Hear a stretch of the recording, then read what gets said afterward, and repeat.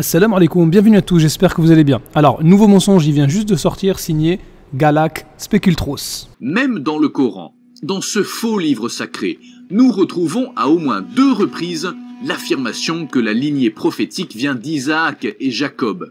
La sourate 29, verset 27 du Coran mentionne « Nous lui donnâmes Isaac et Jacob, et plaçâmes dans sa descendance la prophétie et le livre. » La sourate 45, verset 16, le mentionne aussi.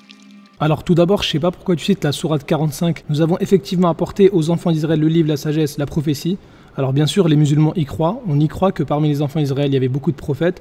Sauf que si tu cites sourate 45, verset 16, il ne faut pas oublier de citer verset 18, qui dit « Nous t'avons mis sur la voie de l'ordre » et surtout le début de la sourate qui te dit « La révélation du livre émane d'Allah ». Est-ce que ça t'y croit?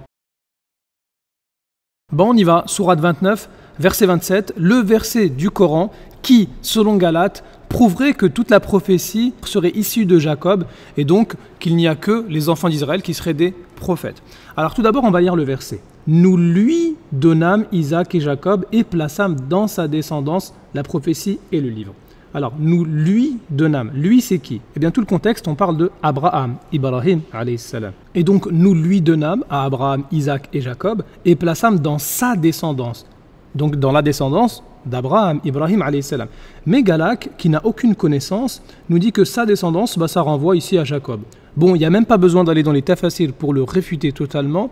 Il suffit simplement de lire tout le contexte. Ça parle de Ibrahim, alayhi salam. Et si on va aller plus loin, ici, la suite du verset nous dit « Nous lui accordâmes sa récompense ici-bas, tandis que dans l'au-delà, il sera parmi les gens de bien. » Alors quelqu'un qui est habitué à la lecture coranique, il va savoir, alhamdoulilah, que ce type de phrase renvoie à Ibrahim alayhi salam. Regardez, récompense ici-bas, récompense dans l'au-delà. On va voir de qui il s'agit. Est-ce que c'est de Abraham ou de Jacob alayhi salam? Sourate 2, verset 130. Très certainement, nous l'avons choisi en ce monde et dans l'au-delà. Il est certes du nombre des gens de bien. Alors c'est le même type de phrase, récompense ici-bas, au-delà, et on parle de qui? Tout le contexte, ça parle de Abraham, Ibrahim alayhi salam. Encore une fois, sourate 16. Nous lui donnâmes une belle part ici-bas, et il sera certes dans l'au-delà du nombre des gens de bien. De qui on parle? Encore une fois, on parle de Ibrahim, Abraham alayhi salam. Donc, la description qui suit nous dit de manière irréfutable qu'on parle d'Ibrahim alayhi salam ici, récompense ici-bas, et dans l'au-delà. Donc, Galate, tu n'as aucune preuve pour affirmer que sa descendance renvoie à Jacob, alors que c'est plus large, ça renvoie à Ibrahim alayhi salam, vu que c'est tout le contexte. Mais de toute façon, pour être plus clair encore, eh bien, parmi les enfants d'Abraham, il y a Isaac, mais il y a aussi Ismaël alayhi salam. Et donc, ce qui prouve que ce verset est général et qui parle de la descendance d'Abraham, c'est que Ismaël est considéré comme prophète selon le Coran. Et oui, tu l'as pas vu ça. Sourate 19, verset 54. Et mentionne Ismaël dans le livre. Il était fidèle à ses promesses et c'était un messager et un prophète. Wa kana rasulan nabiyya. Alors pourquoi tu mens comme ça devant les gens?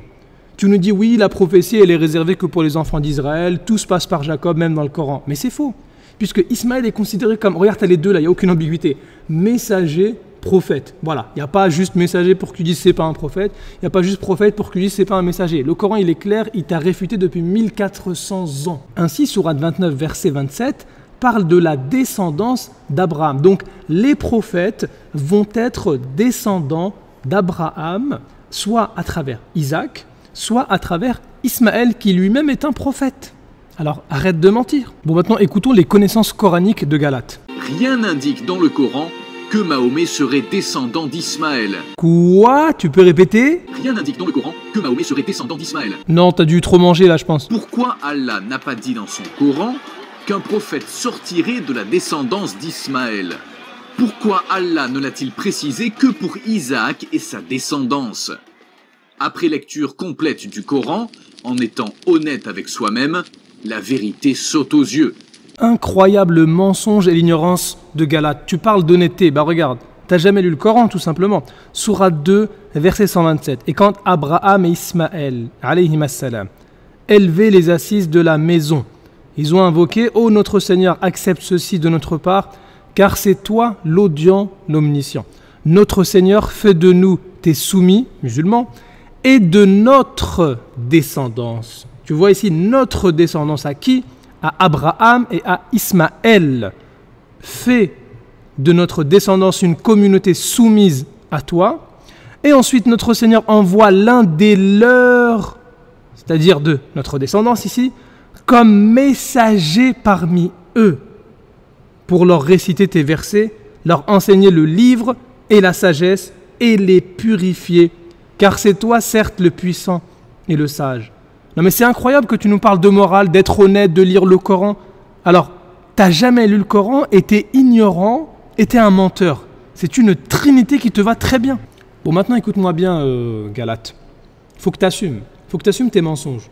C'est facile de lancer des mensonges comme ça et après de prendre la tangente et s'enfuir. C'est facile de s'amuser derrière son PC, d'insulter Allah, son messager, de se moquer du Coran. Mais quand je te dis viens on fait un live, on débat ensemble, là il n'y a plus personne. Hein, t'assumes pas finalement, t'as pas confiance en toi. T'y crois en la Bible ou pas? Alors viens, assume, viens on fait un live, on débat. Et on va débattre justement, je vais te prouver que la nation d'Ismaël, elle prophétise l'arrivée de Mohammed alayhi salatu wassalam dans ta Bible. Et je vais te prouver dans ta Bible que Jésus alayhi salam, c'est pas Dieu. Alors moi ce que je conseille à tout le monde, musulman comme chrétien, c'est de ne pas regarder les vidéos de Galate. Parce que ce mec-là, c'est un fuyard. Il envoie des ambiguïtés et puis quand on lui répond ou quand on vient le chercher, il dit « Non, non, moi je ne suis pas un débatteur ». Et il était venu à un de mes lives il y a 5 mois, je lui ai dit « Galate, prends le micro ». Et les gens sont témoins. « Galate, prends le micro, vas-y, viens en débat, assume toutes tes vidéos là ».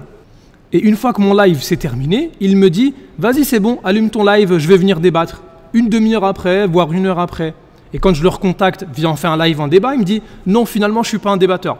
Mon objectif, c'est juste de faire apostasier les gens de l'islam. Donc, il ne faut vraiment pas donner d'importance à ces gens-là, à ces vidéos de Galates qui ne font qu'insulter, attiser la haine entre les musulmans et les chrétiens.